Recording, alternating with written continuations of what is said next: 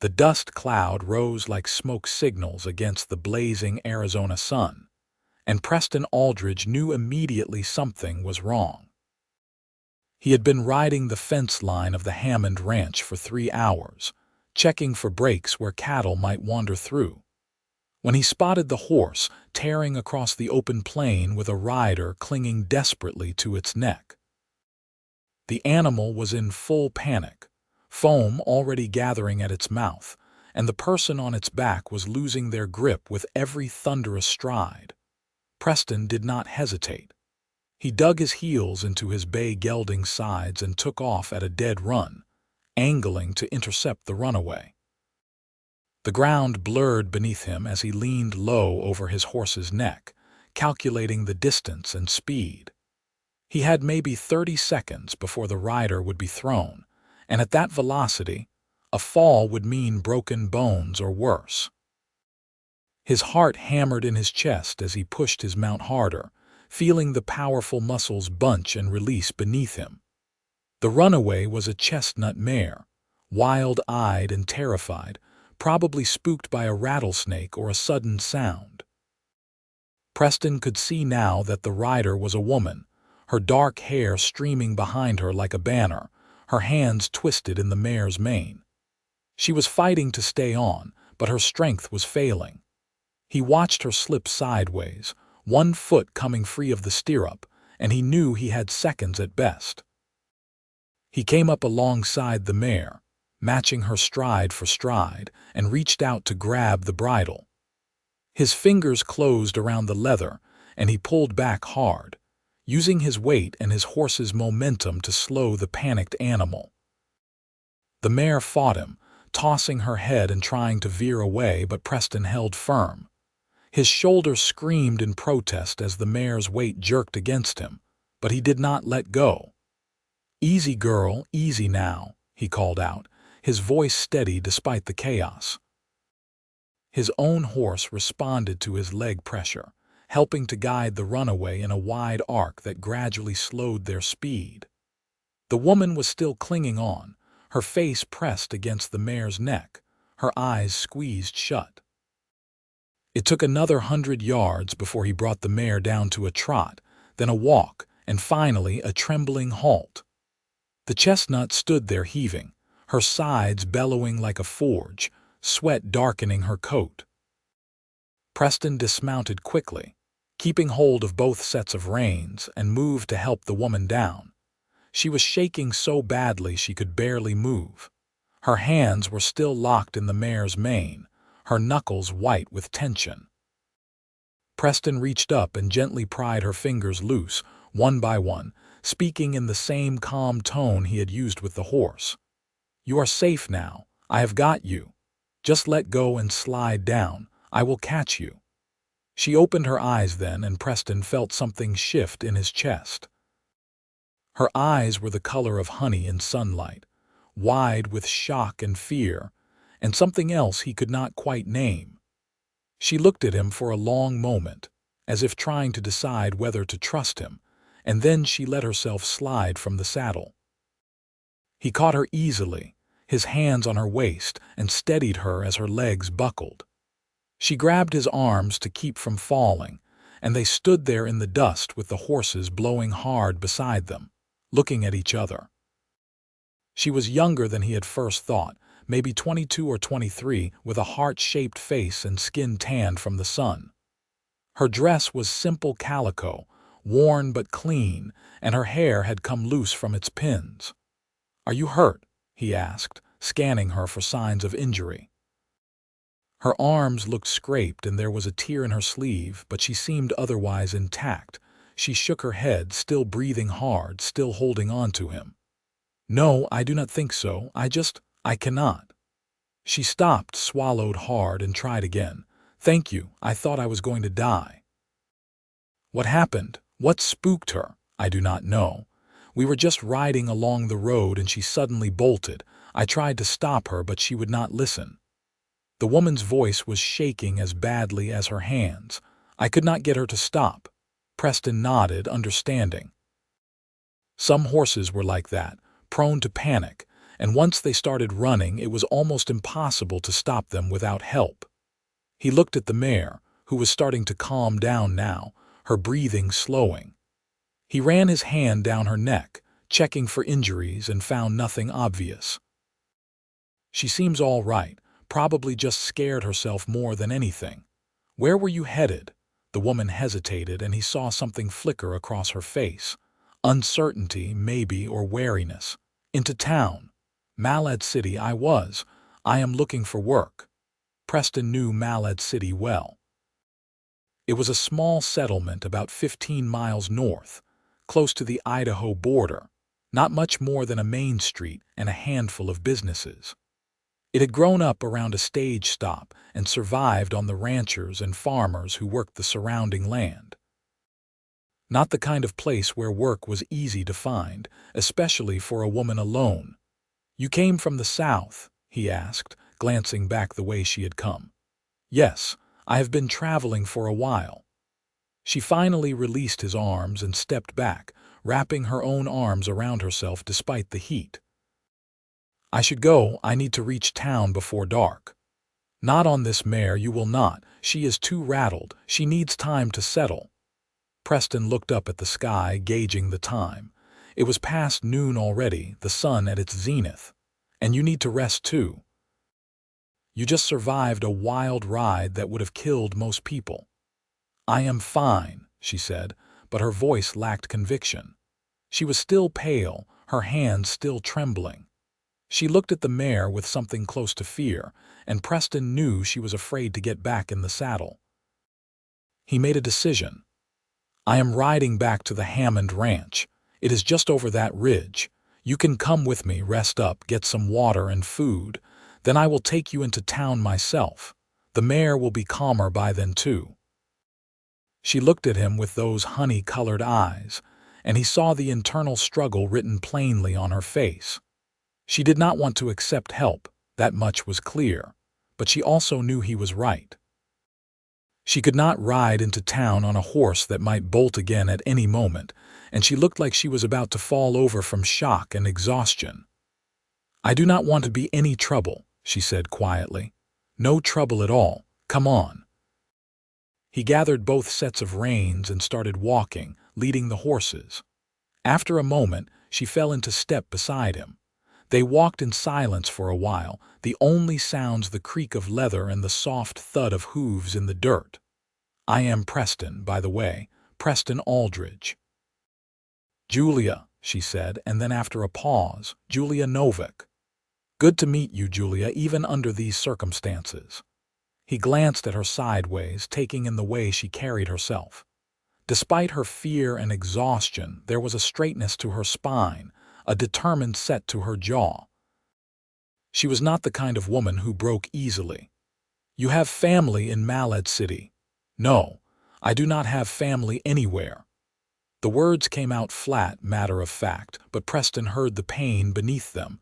He wanted to ask more, but something in her expression warned him off. Whatever her story was, she was not ready to share it with a stranger. So he just nodded and kept walking, giving her the silence she seemed to need. The Hammond Ranch came into view about 20 minutes later, a sprawling collection of buildings nestled against the base of a rocky hillside. The main house was 2 stories of weathered wood, with a wide porch that wrapped around 3 sides. Nearby stood the bunkhouse, the barn, corrals, and various outbuildings. Cattle dotted the pastures in the distance, dark shapes against the golden grass. Preston led Julia to the main house and called out for Mrs. Hammond. The older woman appeared in the doorway, wiping her hands on her apron, her weathered face breaking into a smile when she saw Preston. Then she spotted Julia and her expression changed to concern. "What happened? Is she hurt?" "Horse ran away with her. She is shaken up but not injured. I told her she could rest here before heading into town." Mrs. Hammond was already moving down the steps, reaching for Julia with gentle hands. Of course, you poor dear. Come inside. Let me get you some water and something to eat. You look like you are about to faint." Julia tried to protest, but Mrs. Hammond would hear none of it. She ushered Julia into the house while Preston took the horses to the barn. He unsaddled both animals, rubbed them down, and made sure they had water and hay. The mare was much calmer now, her eyes soft again, and he spent a few extra minutes with her, running his hands over her legs and checking her thoroughly for any signs of injury or soreness. She seemed fine, just tired. When he returned to the house, he found Julia sitting at the kitchen table with a glass of water and a plate of bread and cold beef. Mrs. Hammond was fussing over her like a mother hen, and Julia was accepting the attention with obvious discomfort. She looked up when Preston entered, and he saw relief flash across her face at the interruption. "The mare is fine," he reported, helping himself to the coffee pot on the stove. "She will be ready to ride in an hour or so once she has rested. You are not riding anywhere alone, Mrs. Hammond declared, fixing Julia with a stern look. "Preston will take you into town, and that is final. A young woman alone on the road is asking for trouble." Julia opened her mouth to argue, then seemed to think better of it. "Thank you. I appreciate your kindness." Preston sat down across from her and wrapped his hands around his coffee cup. Now, in the dimmer light of the kitchen, he could see her more clearly. She had a scattering of freckles across her nose, and there were shadows under her eyes that spoke of nights without proper sleep. Her dress, though clean, was worn thin at the seams, and her boots were scuffed and dusty. She looked like someone who had been traveling hard and living rough. "So you are looking for work in Malad City," he said, making it a statement rather than a question. "Yes, I can cook, clean, so. I am a hard worker." She said it with quiet pride, lifting her chin slightly. Mrs. Hammond made a thoughtful sound. "There might be work at the boarding house. Mrs. Chen is always complaining about needing help, and the general store sometimes hires for inventory and stocking." "I will try anywhere," Julia said. "I just need to find something steady." "You have been traveling long?" Preston asked, unable to help his curiosity. Julia's expression shuddered. "Long enough." Mrs. Hammond caught Preston's eye and gave a tiny shake of her head, warning him off. He took the hint and changed the subject, talking instead about the ranch and the surrounding country. Julia listened but did not contribute much, and he got the sense she was only half paying attention. Her mind was somewhere else, working through problems he could only guess at. They finished eating and rested for another half hour before Preston declared it was time to go. He saddled both horses again while Julia said her goodbyes to Mrs. Hammond, who pressed a packet of food into her hands despite her protests. Then they were mounted and riding north toward Malad City, the afternoon sun hot on their backs. Julia was tense in the saddle at first, her hands tight on the reins, but the mare behaved perfectly and gradually she relaxed. They rode side by side, close enough to talk but far enough apart to be proper. The land around them was beautiful in its harsh way, all rolling grassland and distant mountains, the sky an endless blue dome overhead. "Can I ask you something?" Preston said after they had been riding for a while. Julia looked at him warily. "I suppose. Why Malad City? It is not much of a town, and there are bigger places with more opportunities if you are looking for work." She was quiet for so long he thought she would not answer. Then she said, "I wanted somewhere small, somewhere I could disappear." The words hung in the air between them, heavy with meaning. Preston thought about pressing, about asking what she was running from, but he held his tongue. If she wanted to tell him, she would. Instead he said, "Malad City is good for disappearing. Not much happens there. Folks mind their own business mostly." "That sounds perfect." They rode in silence for another mile. Preston found himself stealing glances at her when he thought she was not looking.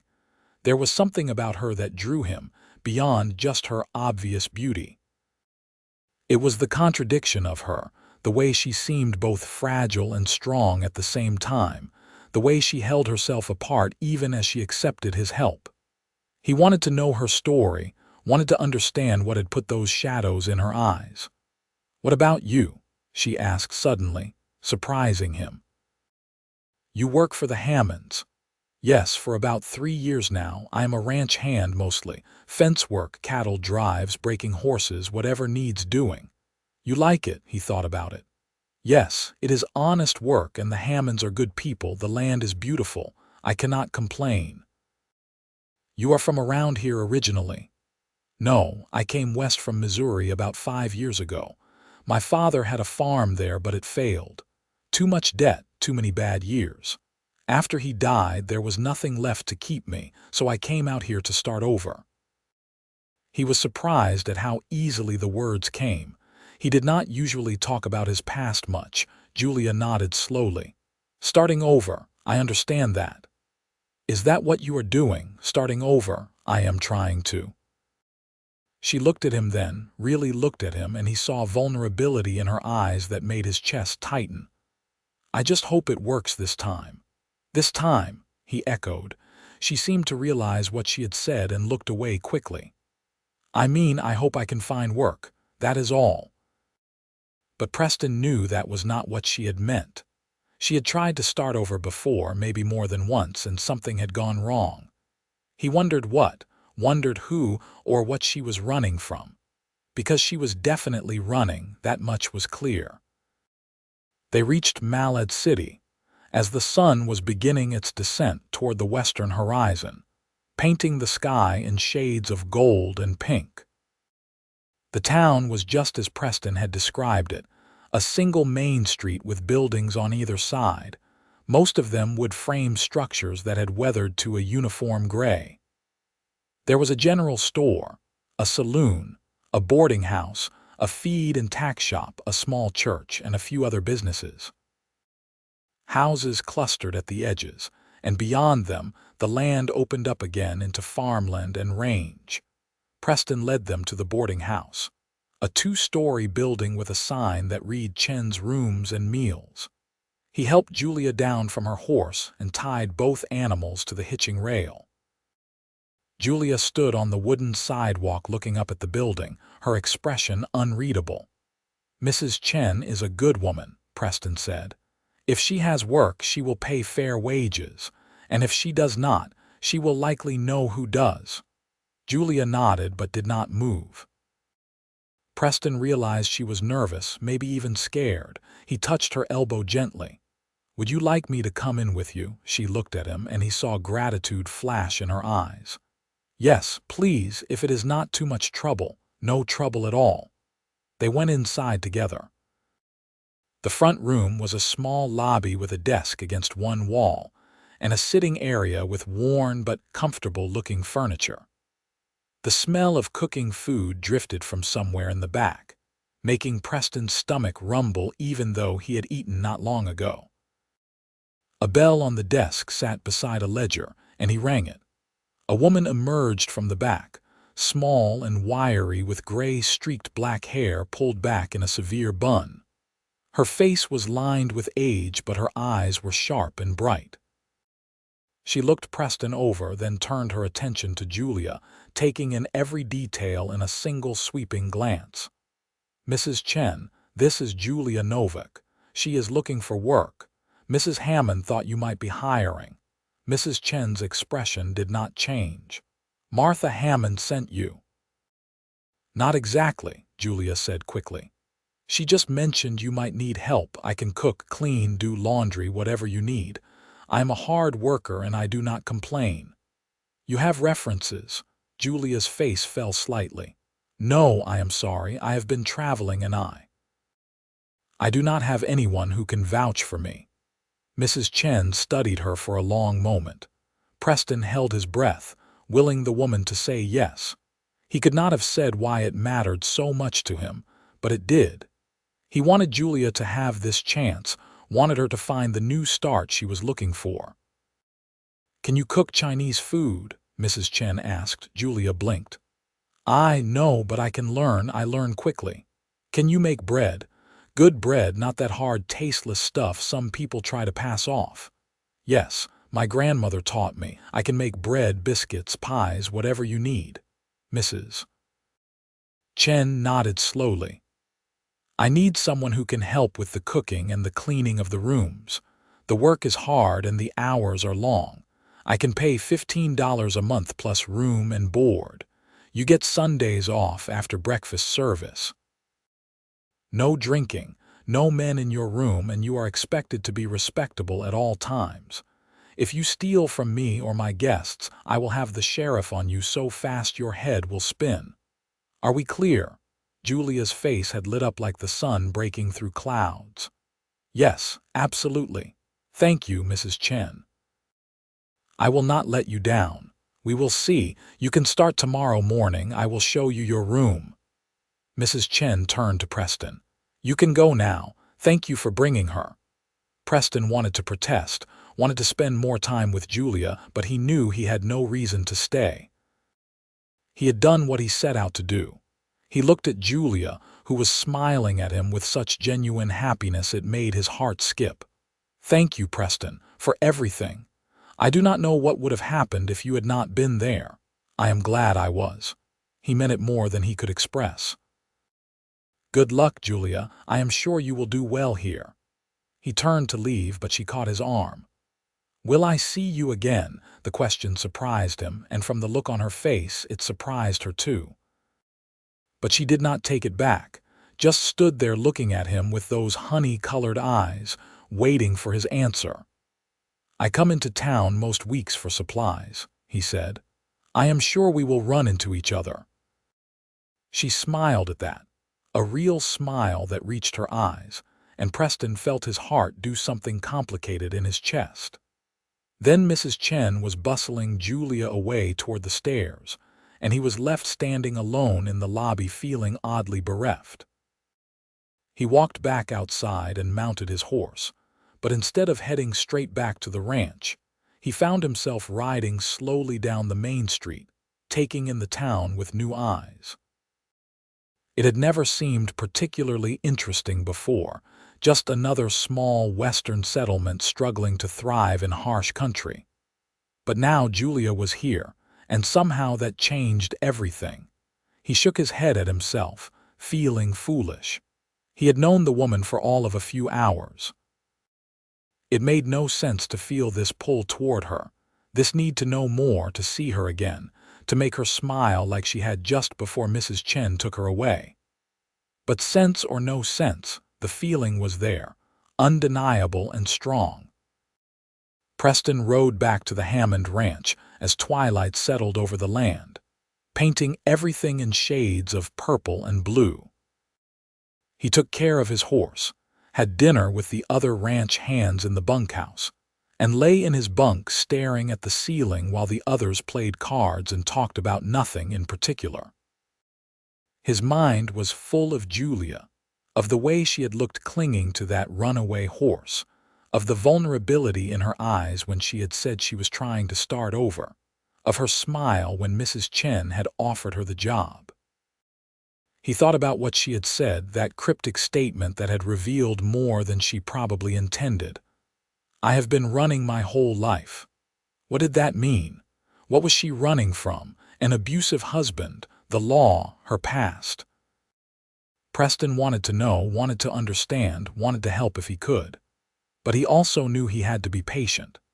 Julia was like a wild horse herself, skittish and wary, ready to bolt at the first sign of danger. If he pushed too hard, too fast, he would lose any chance of getting close to her. So he would take it slow. He would visit town when he had reason to, would see her when their paths naturally crossed, would let her get used to him. And maybe, if he was lucky and patient, she would trust him enough to tell him her story. Maybe she would let him in. The days that followed fell into a routine. Preston worked hard at the ranch, riding out early each morning to tend to the cattle and the land, coming back each evening tired and dusty. He tried not to think about Julia constantly, but he was not very successful. She drifted through his mind at odd moments, a fleeting image or a remembered word, and he found himself planning reasons to go into town. It was more than a week before he managed it. He volunteered to pick up supplies from the general store, a task that usually fell to one of the other hands, and made the trip on a Saturday afternoon, when he knew the town would be busiest. He told himself he was just being friendly, just checking to make sure Julia had settled in all right, but he knew he was lying to himself. He found her at the boarding house, sweeping the front porch. She looked different than she had that first day, less haunted somehow. Her hair was neatly pinned up and she wore a clean apron over her dress. When she saw him, her face brightened and she leaned the broom against the wall. "Preston, what are you doing in town, picking up supplies?" He dismounted and tied his horse to the rail. "I wanted to see how you were settling in." "It is wonderful. Mrs. Chen is strict but fair and the work keeps me busy. I have a nice room upstairs with a window that looks out on the mountains, and the food is good. Have you ever had Chinese food?" "No, cannot say I have." "You should come for dinner sometime. Mrs. Chen makes these dumplings that are incredible." She was talking fast, her words tumbling over each other, and he realized she was nervous. It made him feel better to know he was not the only one affected by their meeting. "I would like that," he said. They stood there looking at each other, neither quite sure what to say next. Finally, Julia laughed, a sound like water over rocks, clear and bright. "I feel silly. I do not know why I am so flustered. You saved my life. I should be able to have a normal conversation with you." "You are having a normal conversation. This is normal, is it? Because I feel like I cannot string two thoughts together." Preston grinned. "Maybe that is my fault. Maybe I should not have come by." "No," the word came out too loud and she flushed. "I mean, I am glad you did. I was hoping I would see you again." His heart kicked up at that. "You were?" "Yes, I wanted to thank you properly. What you did, stopping that horse, you risked your life for a stranger. That is not something small. Anyone would have done the same." "No, they would not have. Most people would have just watched." There was something dark in her tone, some memory she was not sharing. "But you did not hesitate, you just acted." Preston shrugged, uncomfortable with her praise. "I am glad I was there. I am glad you are all right." They talked for a few more minutes. Careful small talk about the town and the weather and nothing of real consequence. But beneath the ordinary words, Preston felt something else, a current of connection that made him hyper-aware of every detail about her. The way she tucked a loose strand of hair behind her ear. The way she smiled with just one corner of her mouth at first, as if testing whether it was safe to smile fully. The way her eyes followed him when he moved. When he finally had to leave, he felt like he was tearing himself away from something important. But he had obligations at the ranch, and he had already lingered longer than he probably should have. He promised to come back, and she promised to be here. And then he was riding away, looking back over his shoulder to see her still standing on the porch, watching him go.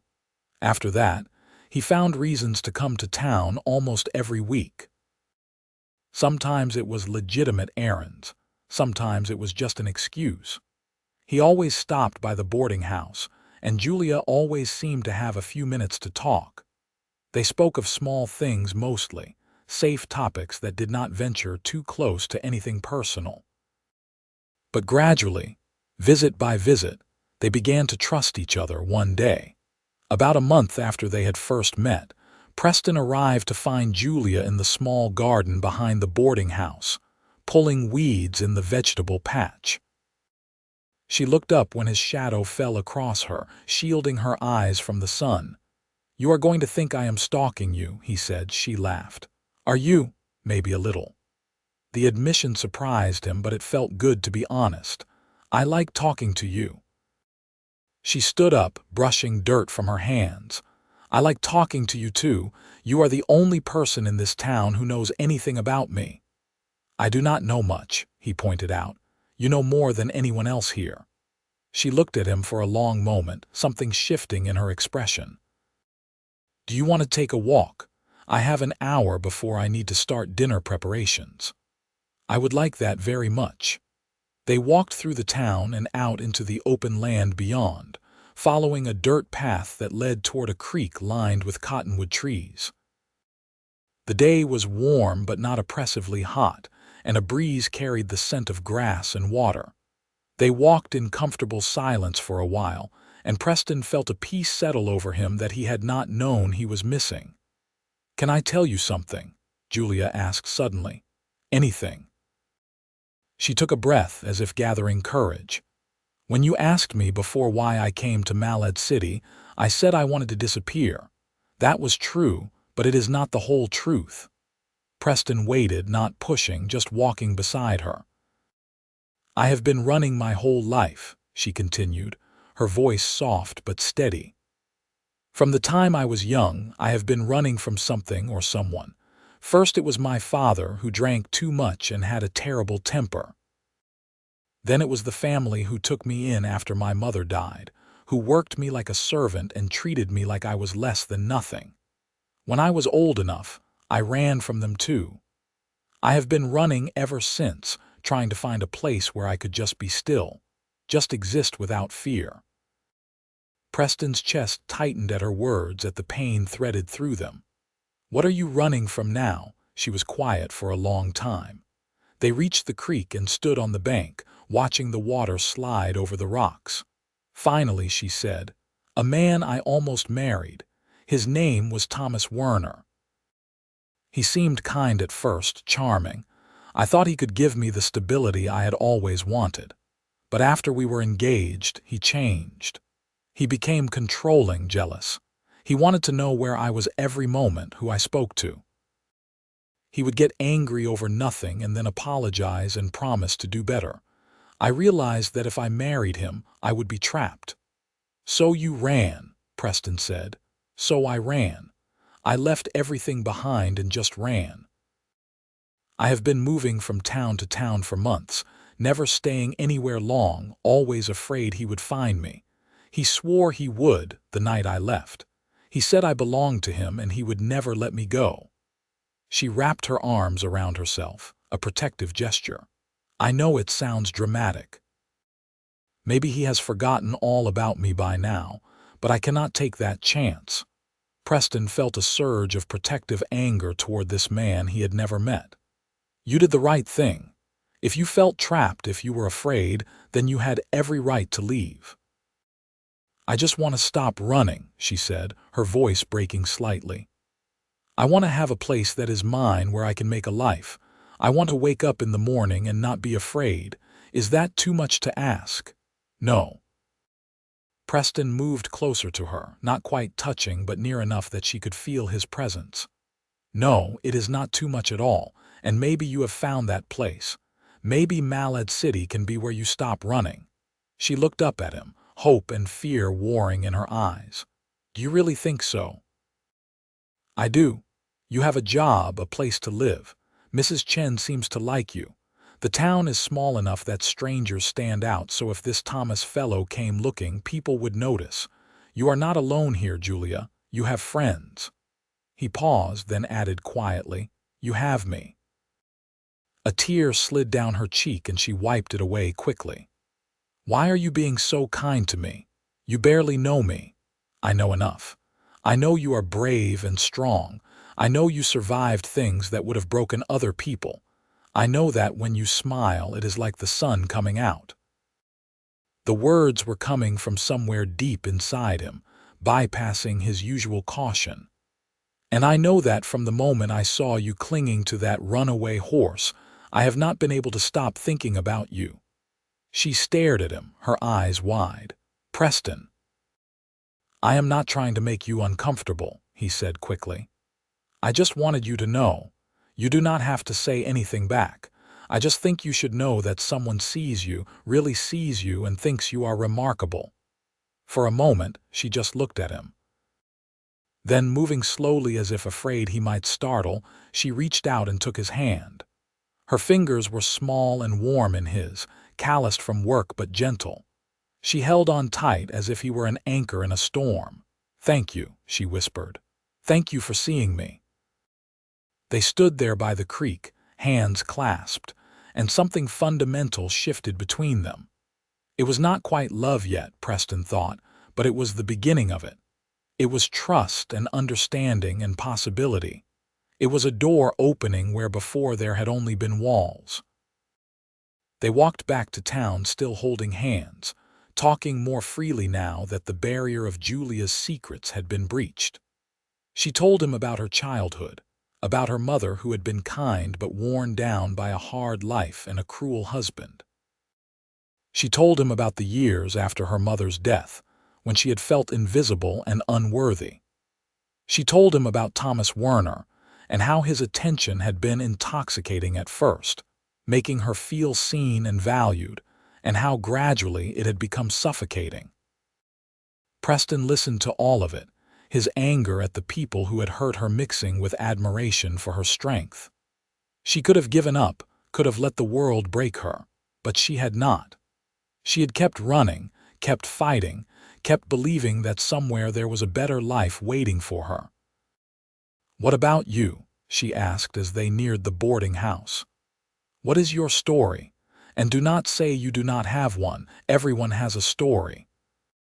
So Preston told her about growing up on a failing farm in Missouri, about watching his father work himself into an early grave trying to hold on to land that had too much debt attached to it.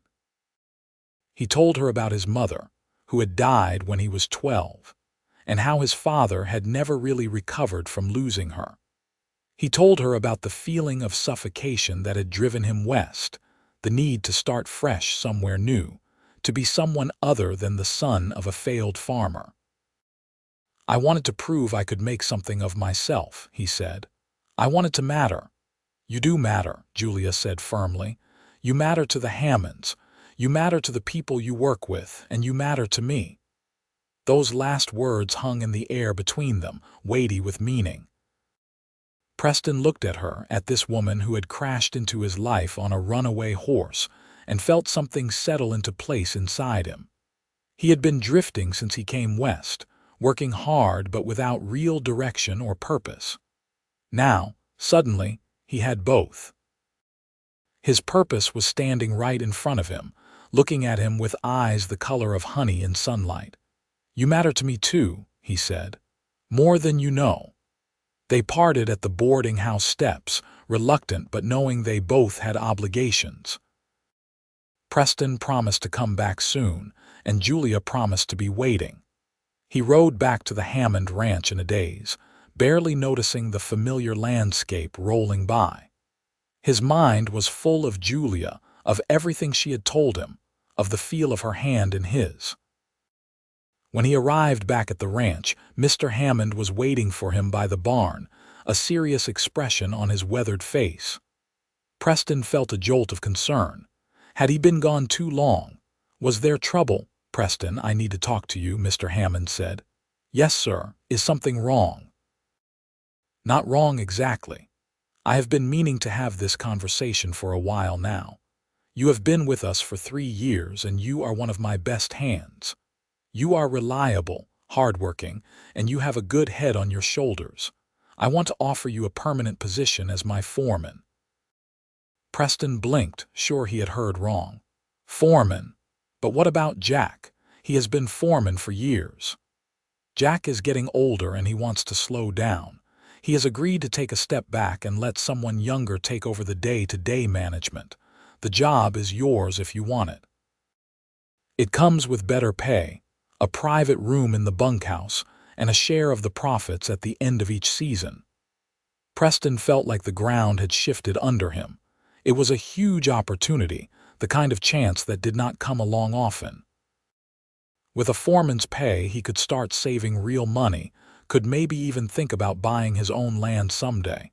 It was everything he had been working toward.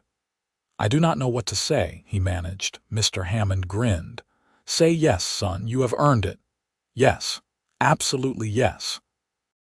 "Thank you, Mr. Hammond. I will not let you down."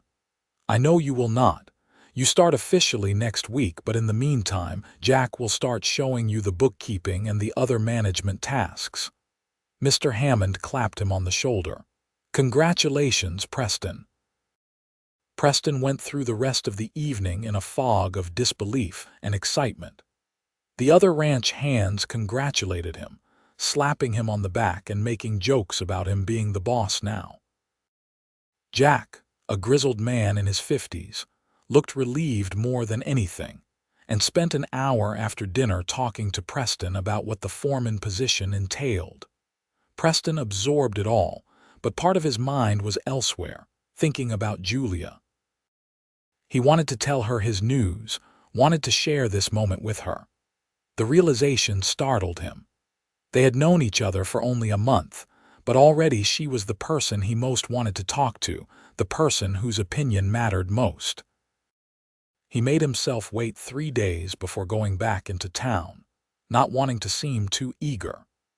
But when he finally rode into Malad City on a sunny Wednesday afternoon, his heart was pounding with anticipation. He found Julia in the boarding house kitchen, up to her elbows in bread dough, her face flushed from the heat of the stove. She looked up when he entered and her whole face lit up. "Preston, I was not expecting you until the weekend. I could not wait that long. I have news." She wiped her hands on her apron and came around the work table. "Good news, very good news. Mr. Hammond offered me the foreman position. I accepted." Julia's smile was brilliant. "Preston, that is wonderful. Congratulations." Without thinking, he swept her into a hug, lifting her off her feet. She laughed and wrapped her arms around his neck, and for a moment they just held each other, sharing the joy. When he set her down, they were standing very close, his hands still on her waist, her hands resting on his shoulders. "I wanted to tell you first," he said. "Well, second, but you are the first person I wanted to tell. I am so happy for you. You deserve this." They stood there, caught in the moment, and Preston felt the air between them change, becoming charged with possibility. He was suddenly intensely aware of how close she was, how easy it would be to close the small distance and kiss her. He saw the same awareness in her eyes, saw her lips part slightly as if in invitation. Then Mrs. Chen's voice called from the front room, breaking the spell. Julia stepped back quickly, flustered, and returned to her bread dough. Preston tried to calm his racing heart. "Are you working through dinner?" he asked, his voice slightly rough. "No, I am off tonight actually. Mrs. Chen is having her nephew help with service. Would you have dinner with me?" To celebrate, Julia hesitated, and he saw the familiar wariness return to her eyes. She was like a wild creature, he thought again, always ready to bolt. But then she took a breath and nodded. "Yes, I would like that." They went to the only real restaurant in town, a simple establishment that served decent steak and potatoes. It was not fancy, but it was clean and the food was honest, and Julia seemed to enjoy herself. They talked about everything and nothing, discovering shared tastes and laughing at each other's stories. Preston told her about learning to ride as a boy, about the time he had fallen off a horse into a creek and come up covered in mud. Julia told him about learning to cook from her grandmother, about the time she had accidentally used salt instead of sugar in a cake. As the evening wore on, Preston felt the walls between them continuing to come down. Julia was more relaxed than he had ever seen her, laughing freely, her eyes bright. She had the kind of laugh that made everyone around her want to smile, and Preston found himself working to elicit it as often as possible. After dinner, they walked through the town in the gathering dusk. The streets were quiet, most people already home for the evening. They ended up at the small church at the end of Main Street, sitting on the front steps and looking out at the mountains silhouetted against the darkening sky. "I like it here," Julia said softly. "For the first time in my life, I feel like I could stay somewhere." "Then stay," Preston said. She looked at him. "It is not that simple. Why not? You have a job, a place to live. You are building a life here. But what if he finds me? What if Thomas tracked me down? I would have to run again. Preston reached for her hand, lacing his fingers through hers. If he comes here, he will have to go through me. And I am not going to let anyone hurt you, Julia. Not now, not ever. She searched his face, looking for something. Why do you care so much? We barely know each other. I feel like I have known you my whole life, he said honestly. From the first moment I saw you, something clicked into place. I know it does not make sense. I know it is too fast, but I cannot help how I feel. How do you feel? Her voice was barely a whisper. Like I want to spend every moment with you. Like when I am not with you, I am just waiting until I can be. Like maybe I was wandering all these years just so I could be in the right place at the right time to catch a runaway horse with the most incredible woman I have ever met on its back. He squeezed her hand gently. I am falling in love with you, Julia. I think maybe I have been since the moment I met you. Tears shimmered in her eyes, catching the last light of the day. I am scared. I know, but you do not have to be scared alone anymore. You have me. I do not want to bring trouble into your life. Thomas is. He can be dangerous if he found out about you. I can handle myself, and I am not going anywhere. Preston brought her hand to his lips and kissed her knuckles gently. Let me be here for you. Let me care about you. You do not have to do this alone anymore. A tear spilled over and traced down her cheek. I have never had anyone want to protect me before. I have always had to do it myself. Not anymore. She was quiet for a long moment, and Preston held his breath, waiting.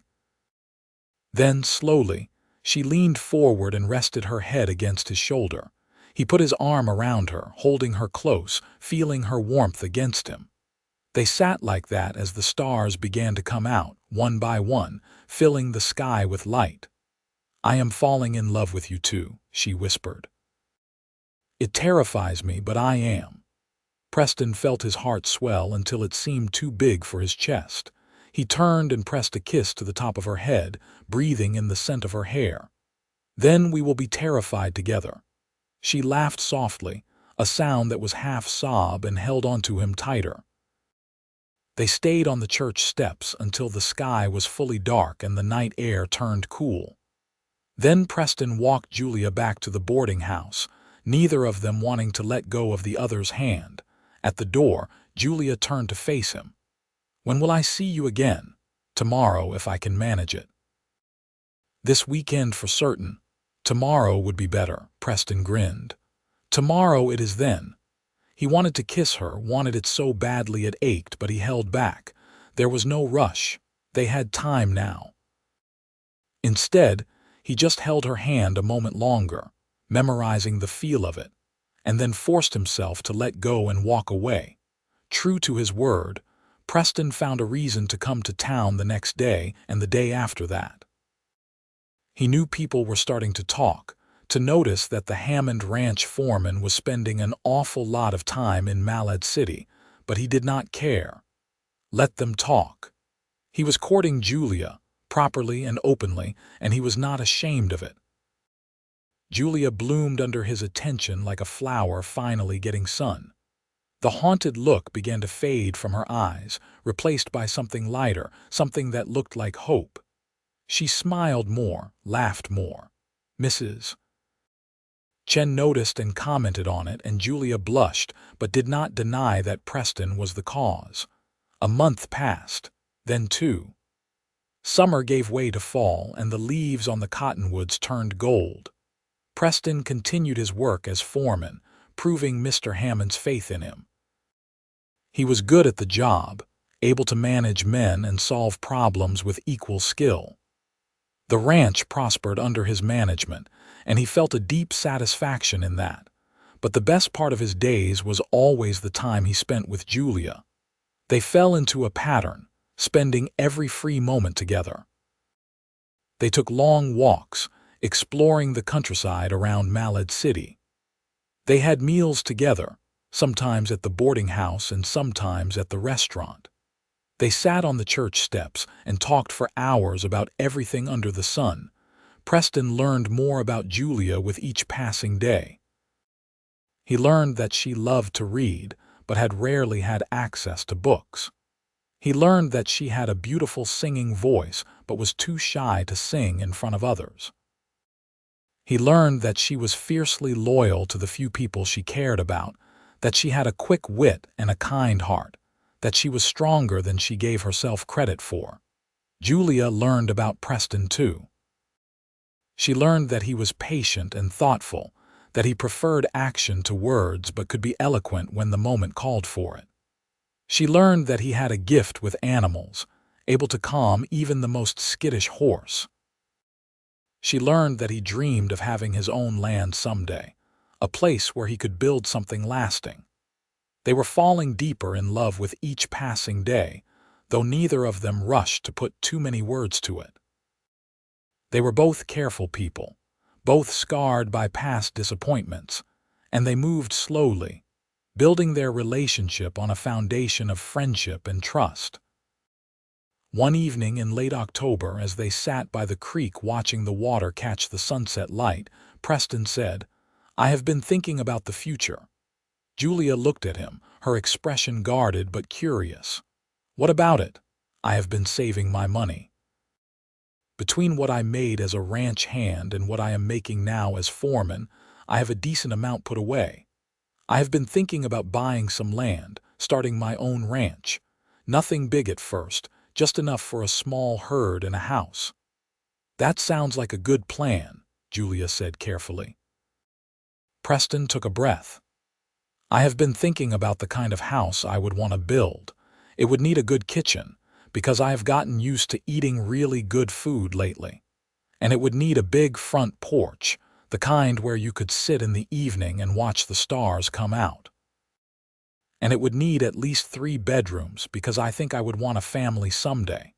Julia's breath caught. She knew where this was going, could feel the weight of the moment pressing down on them. "Julia," Preston said, turning to face her fully and taking both her hands in his. "I love you. I know we have only known each other a few months, but I have never been more certain of anything in my life. You are the strongest, bravest, most beautiful person I have ever known, and I cannot imagine my future without you in it. Will you marry me?"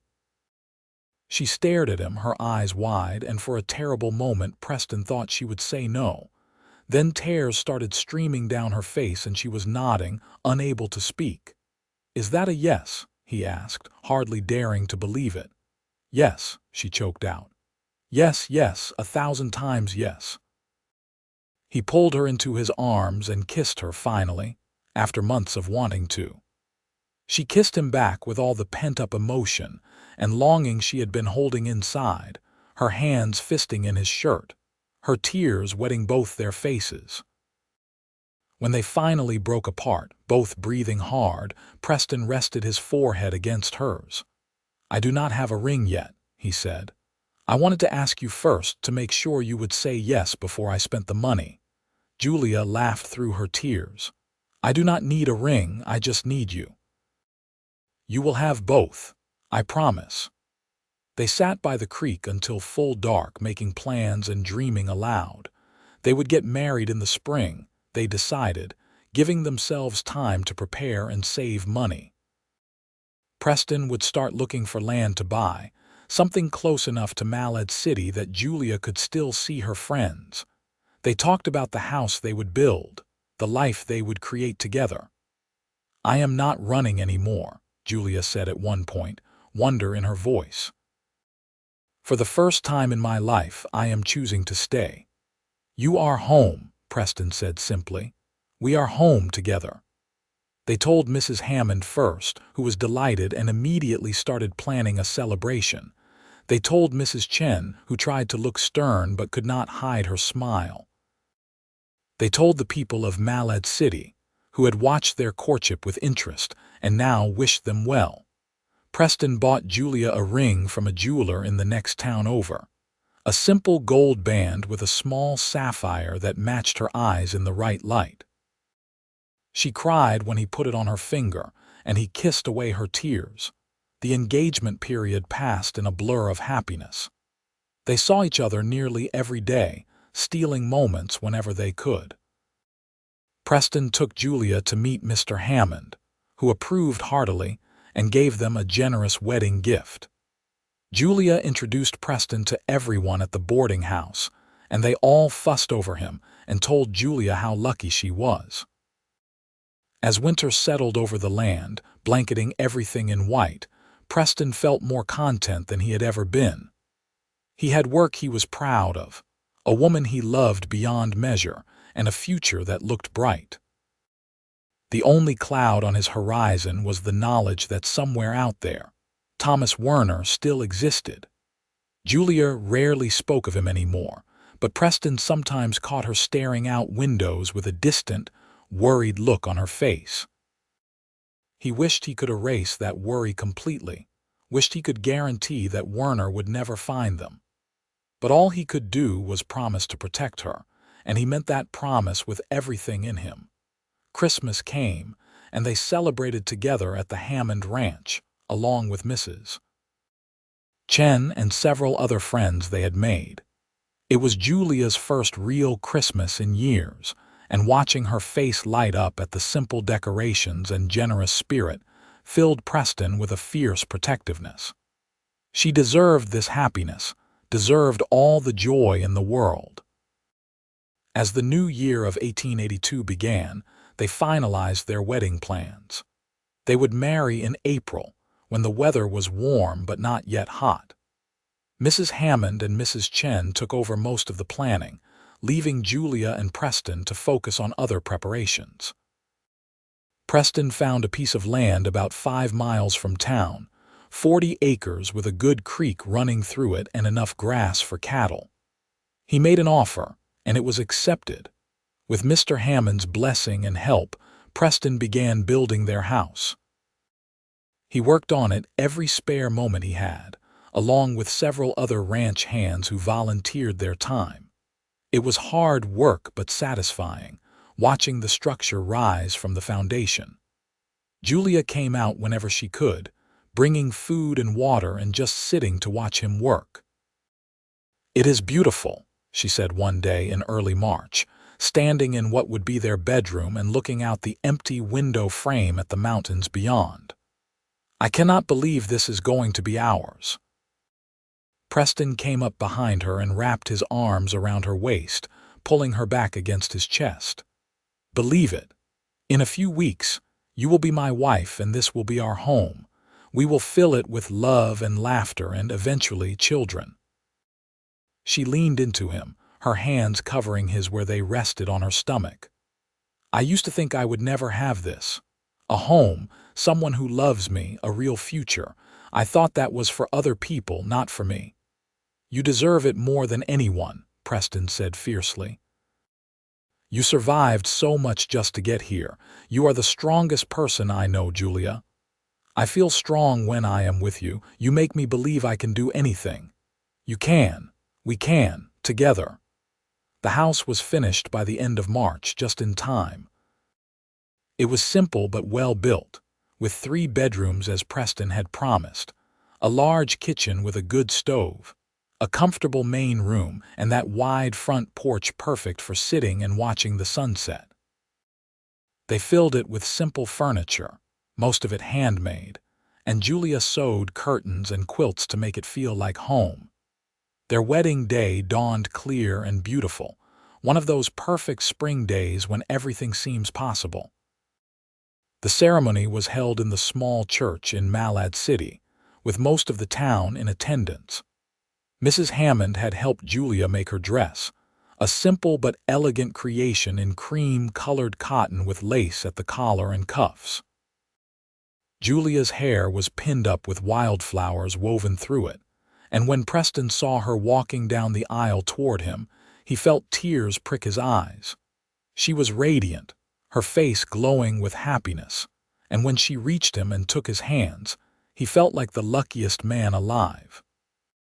They spoke their vows in steady voices, promising to love and honor each other for the rest of their lives. When the preacher told Preston he could kiss his bride, He did so with all the love in his heart, and the small congregation erupted in applause and cheers. The celebration afterward was joyous and loud, with food and music and dancing. Preston danced with Julia until his feet hurt, not caring who watched or what they thought. This was their day, their moment, and he wanted to savor every second of it. As the sun began to set, they slipped away from the party and rode out to their new home.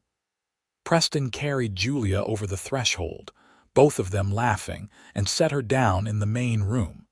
For a moment, they just stood there, looking at each other in the golden light streaming through the windows. "Hello, husband," Julia said softly. "Hello, wife," Preston replied, his voice rough with emotion. Then they were in each other's arms, kissing with all the pent-up passion and love they had been holding back. This was their beginning, the start of their life together, and it felt like everything they had both been through had led to this moment. That night, as they lay together in their bed with the sounds of the prairie drifting through the open window, Julia said, "I want to tell you something." "Anything," Preston said, running his fingers through her loose hair. "When I was running before I came here, I used to dream about what it would feel like to stop, to just be still and know that I was safe and loved. I could never quite imagine it. The feeling was always just out of reach." She turned to look at him, her eyes shining in the moonlight. "But now I know. This is what it feels like. You are what it feels like." Preston pulled her closer, overwhelmed by the depth of his love for her. "You never have to run again. We have a home. We have each other. We are going to build a beautiful life together, Julia. I promise you that." "I know," she said. "I am not afraid anymore." They fell asleep wrapped around each other, safe and warm and home at last. The first year of their marriage was full of hard work and joy in equal measure. They built up their ranch slowly, buying a small herd of cattle and a few horses. Preston continued to work part-time as the Hammond foreman while also tending to his own land, and Julia took in sewing and occasional cooking jobs to help with their finances. Money was tight, but they managed, and they were happier than either of them had ever been. Their life fell into a comfortable rhythm. Preston would wake before dawn and do his chores, then ride out to check on the cattle or work on one project or another. Julia would cook breakfast, tend to their garden, do the housework, and work on whatever sewing commissions she had. They would have lunch together, then part again for the afternoon's work. Dinner was always together, and afterward they would sit on their porch and talk about their day, or sometimes just sit in comfortable silence, watching the stars come out. They had their struggles, of course. A bad storm killed several of their cattle one winter, setting them back financially. The roof leaked during heavy rains until Preston could fix it. There were long days when they were both so tired they could barely speak, and moments when the sheer difficulty of building a life from nothing seemed overwhelming. But through it all, they had each other. When Julia got discouraged, Preston reminded her how far they had come. When Preston felt the weight of responsibility pressing down, Julia reminded him that they were in this together. They were partners in every sense of the word, supporting each other through the hard times and celebrating the good ones. Julia's nightmares about Thomas Werner gradually faded. She went weeks, then months, without mentioning him. The fear that had haunted her for so long seemed to finally be releasing its grip. Preston noticed the change in her, saw her become more confident and settled with each passing day. She laughed more freely, smiled more often, and seemed to truly believe that she was safe. It was almost 2 years after their wedding when Julia told Preston she was pregnant. They had been hoping for a child but had agreed not to rush, wanting to get their finances more stable first. But when it happened, they were both overjoyed. "Are you sure?" Preston asked, hardly daring to believe it. Julia nodded, her face glowing. I have been sure for a few weeks, but I wanted to wait until I was certain before I told you. He swept her into his arms, spinning her around carefully, then set her down and dropped to his knees. He pressed his face against her still flat stomach, overwhelmed with emotion. "Hello in there," he said softly. "I am your father, and I am already so in love with you." Julia laughed and cried at the same time, running her fingers through Preston's hair. They stood there in their kitchen, holding each other, marveling at the miracle of it. They were going to be parents. They were going to have a family. The pregnancy was not easy. Julia suffered from terrible morning sickness in the early months, and as she grew larger, she found it increasingly difficult to do her usual work. Preston took over as much as he could, hiring help when necessary to keep the ranch running. He hated seeing Julia uncomfortable, but she bore it all with remarkable grace. "It will be worth it," she said one evening when Preston was rubbing her swollen feet. "When we get to hold our baby, all of this will be worth it." "You are incredible," he told her. "I do not know how you stay so positive." "Because I am happy," she said simply. "My whole life I dreamed of having a family, a real family built on love, and now that dream is coming true." Their son was born on a cold November morning, arriving after a long and difficult labor that left Preston pacing anxiously in the main room while Mrs. Hammond and Mrs. Chen attended to Julia. When he finally heard the baby's cry, strong and healthy, he nearly collapsed with relief. Mrs.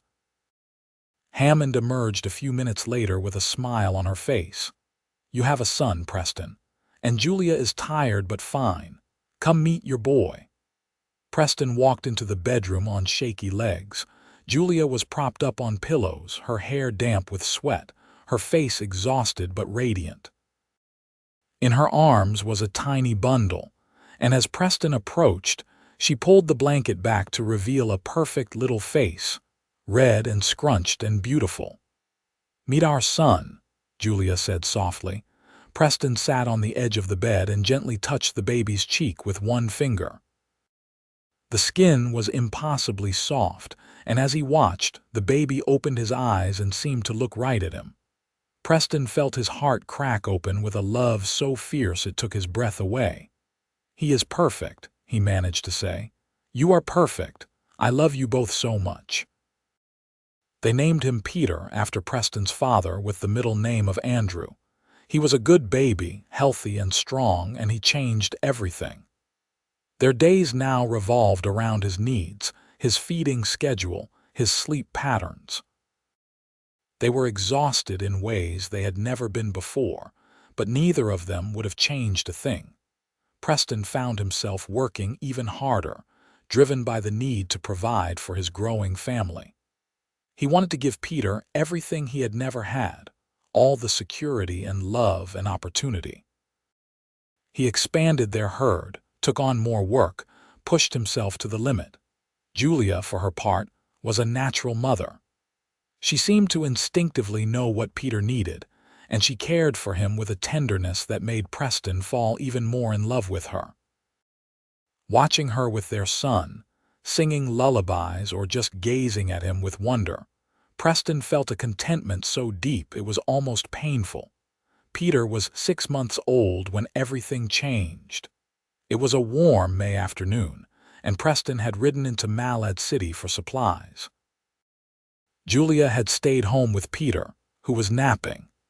She was hanging laundry on the line behind the house, enjoying the sunshine and the breeze, when she heard a horse approaching.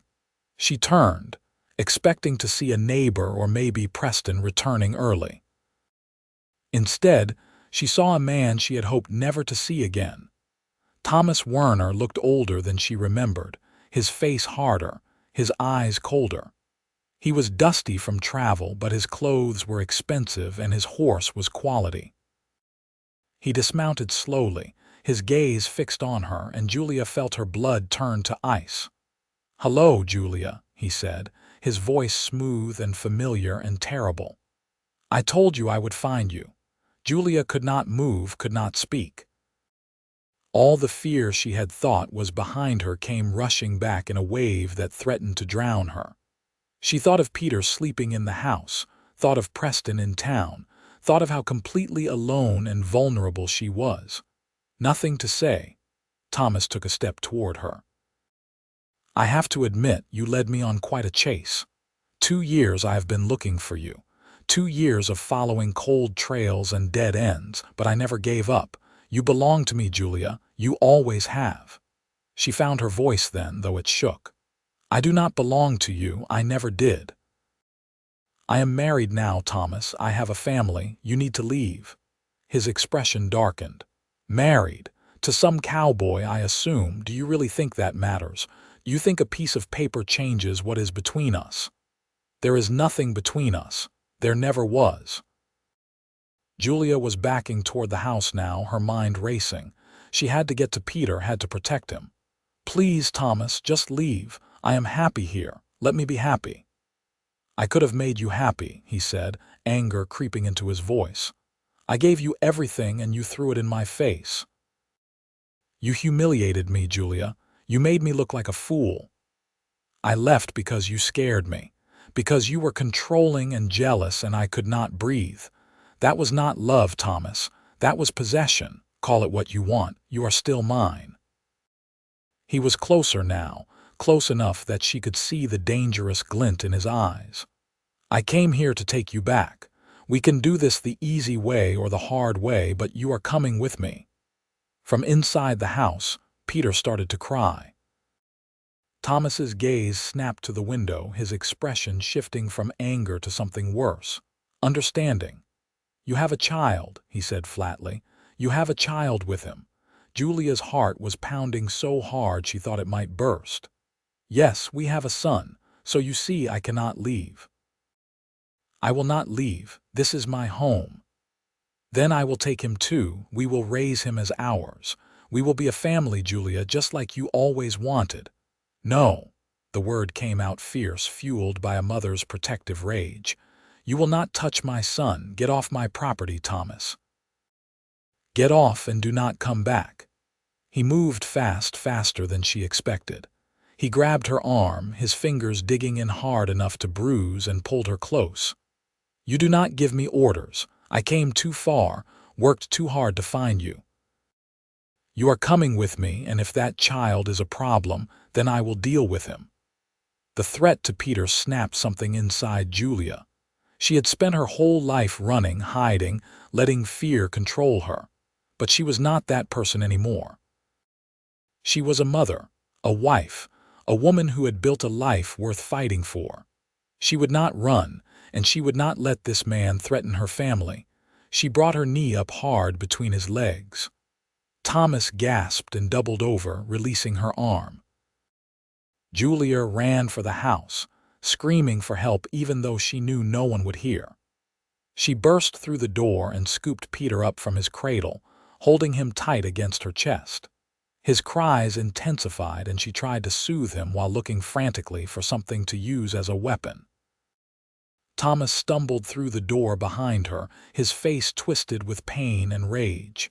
"You are going to regret that," he snarled. Julia grabbed the fire poker from beside the stove and pointed it at him. Get out, or I swear I will kill you. With that, you do not have it in you."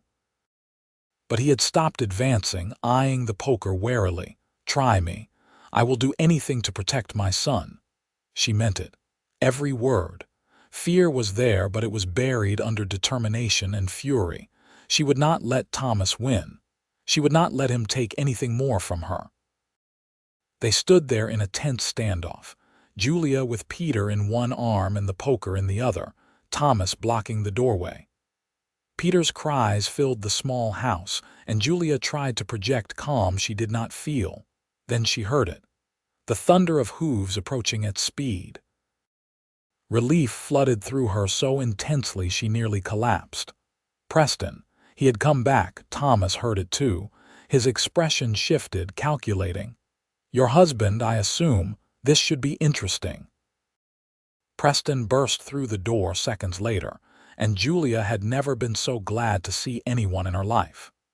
He took in the scene instantly. his gaze moving from Julia and the baby to the poker to Thomas standing too close. His face went hard, dangerous in a way Julia had never seen.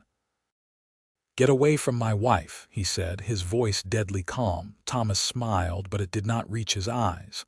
"You must be the cowboy who stole what is mine. She was never yours. She is her own person, and she chose me. Now I am going to ask you one more time. Get away from my family. Or what?" "You will fight me over her," Thomas laughed. "She is not worth it, friend. Take it from someone who knows. She is a runner. The moment things get hard, she will disappear again." "That is not true," Julia said, her voice strong despite her shaking hands. "I ran from you because you gave me no choice. But I am not running anymore. I found my home, I found my family, and you have no power over me." Preston moved then, positioning himself between Thomas and Julia. "You heard her. She wants you to leave. So leave." For a moment, Julia thought Thomas would fight. She saw him tense, saw his hands curl into fists. But then he looked at Preston, really looked, and must have seen something that made him reconsider. Preston was younger, stronger, and clearly ready to do whatever it took to protect his family. And beyond physical strength, there was something in Preston's eyes that promised serious consequences if Thomas pushed this any further. "Fine," Thomas said finally. "Keep her. But do not say I did not warn you. She will break your heart eventually. It is what she does." "Get out," Preston said, his voice like iron. Thomas backed toward the door, his gaze still on Julia. "I wasted 2 years looking for you, 2 years of my life. I hope you are happy." "I am," Julia said. "Happier than I ever could have been with you." He left then, mounting his horse and riding away without looking back. They watched through the window until he was out of sight, and even then Preston did not move from his protective position. Only when several minutes had passed did he finally turn to Julia. She was shaking violently now, the adrenaline draining away and leaving her weak. Preston gently took the poker from her hand and set it aside, then pulled her and Peter into his arms. Julia buried her face in his chest and let herself cry, great shaking sobs of relief and residual fear. "I thought he was going to hurt Peter," she gasped out between sobs. "He said he would take him, and I could not let that happen. I could not run this time. I had to protect our son." "You did," Preston said fiercely, holding them both tight. "You were so brave, Julia. I am so proud of you."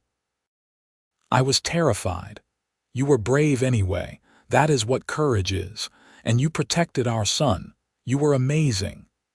They stood there for a long time, just holding each other, waiting for their hearts to slow down. Peter eventually stopped crying, soothed by the warmth and security of being held by both his parents. Outside, the day continued on peacefully, birds singing and the breeze rustling the grass. Later, after Julia had calmed down and they had settled Peter for another nap, Preston rode into town and spoke to the sheriff. He gave a description of Thomas Werner and warned that the man might be dangerous. The sheriff promised to keep an eye out and to let neighboring towns know to be alert. For the next several weeks, Julia was jumpy, starting at every unexpected sound, checking the windows constantly. Preston understood and did not push her. He just made sure she was never alone, arranging his work so he was always close to the house. But as time passed and there was no sign of Thomas, Julia began to relax again. She realized that he was truly gone, that he had given up and moved on. The relief was immense, like setting down a weight she had been carrying for years.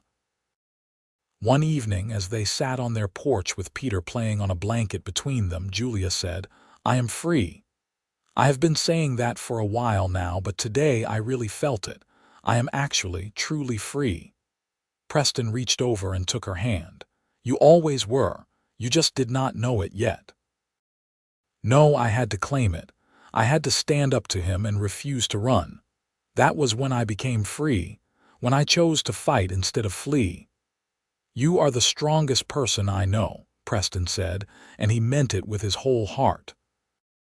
Julia smiled, that radiant smile that still made his heart skip even after years of marriage.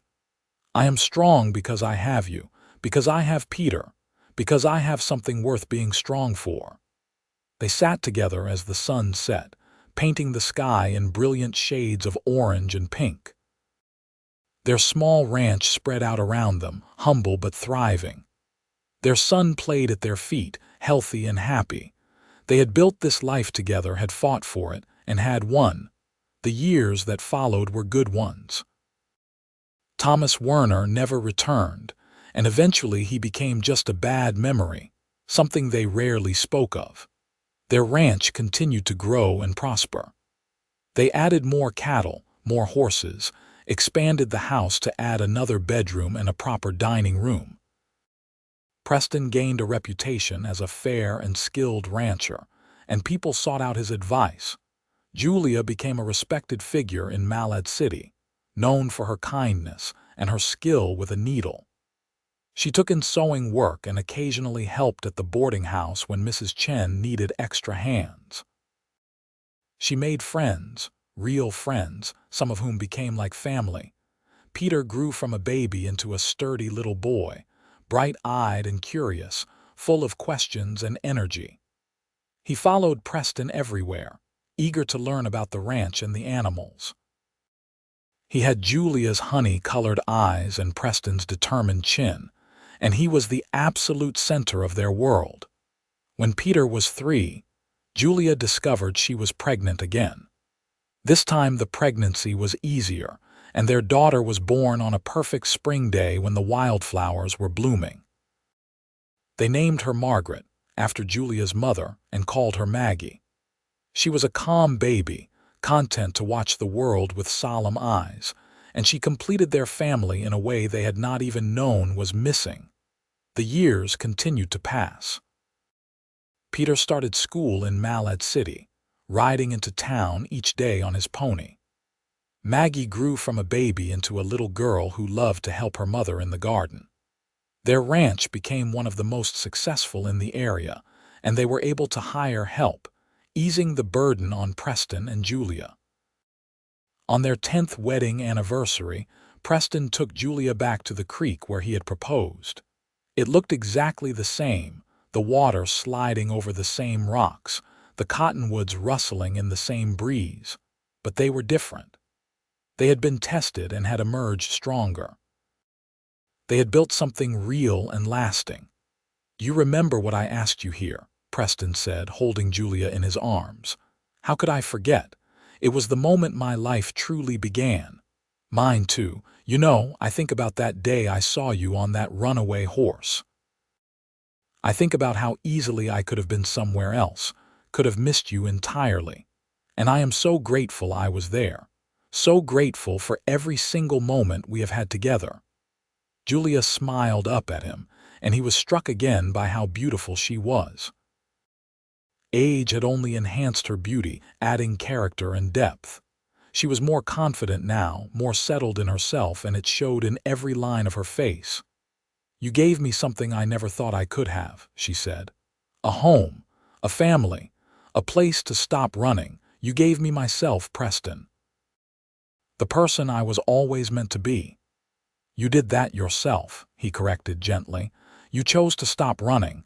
You chose to stay and fight. I just gave you a reason to." "We gave each other reasons," she said. "That is what love is it not? Giving each other reasons to be brave." He kissed her then, slow and sweet, tasting the years of laughter and tears and joy that had brought them to this moment. When they pulled apart, they stood there in comfortable silence, watching the water flow past, thinking about the journey they had taken together. More years passed. Peter grew into a capable young man, tall and strong like his father, with a good head on his shoulders and a kind heart. At 20, he met a girl from a neighboring ranch and fell head over heels in love. Preston and Julia watched his courtship with knowing smiles. seeing echoes of their own early days in the way Peter looked at his girl. Maggie grew up too, bright and spirited, with her mother's determination and her father's steady nature. She talked about becoming a teacher, about traveling to see the places she read about in books. Julia and Preston encouraged her dreams, wanting their children to have all the opportunities they never had. The ranch continued to thrive under Preston's management, now aided by Peter and several longtime employees who had become like family. They had built something that would last beyond them, a legacy for their children and, someday, their grandchildren. One evening, when Preston was in his early 50s and Julia in her late 40s, they sat on their porch as they had done countless times before. Their hair was graying now, their faces lined, their bodies moving a bit slower than they once had. But they still held hands, still stole kisses when they thought no one was looking, still looked at each other with the same love that had drawn them together all those years ago. "You ever regret it?" Preston asked suddenly. "Staying here, I mean, building this life." "Do you ever wonder what else you might have done?" Julia looked at him, surprised. "Never, not once. Why would you ask that?" "I do not know. I guess sometimes I think about how young you were when we met, how much you had already been through. I want to make sure you are happy, that you do not feel like I trapped you." Julia laughed, the sound warm and genuine. "Preston Aldridge, you are the least trapping person I have ever met. You gave me freedom, not captivity. Every day I stay here is a choice I make gladly. You and our children, this ranch, this life we built together, this is everything I ever wanted. This is my dream come true." He pulled her close, feeling the same swell of love and gratitude he had felt since the first day he met her. "You are my dream come true too. Every single day." They sat together as the sun set once again, their hands clasped, their hearts full. Around them the ranch was alive with activity. Cattle lowed in the distance. Horses moved in the corrals. Inside the house, they could hear Peter and his wife preparing dinner, could hear Maggie reading aloud from her latest book. This was their legacy. Not just the land or the buildings or the successful ranch, but the love they had built and shared, the family they had created, the safe harbor they had made for each other. Julia had stopped running and found her home. Preston had stopped drifting and found his purpose. Together, they had built something beautiful and lasting. As the stars began to come out one by one, Julia rested her head on Preston's shoulder and said, "Thank you for catching me." "Thank you for letting me," Preston replied. And there, on the porch of the home they had built together, surrounded by the life they had created, they sat in perfect contentment, knowing that they had found what so many people spend their whole lives searching for. They had found each other, had found home, had found peace. The woman who had spent her life running had finally stopped, and the man who saved her had been saved in return. Their story had begun with a runaway horse and a desperate rescue, but it had become something far greater, a testament to the power of love, courage, and the choice to stop running and start living. They had lived the kind of love story that people write songs about, and they had done it simply by showing up for each other, day after day, year after year, building their happiness one moment at a time. As the night deepened and the stars shone bright above them, Preston and Julia sat together knowing that whatever tomorrow brought, they would face it as they had faced everything else, hand in hand, heart to heart, home at last.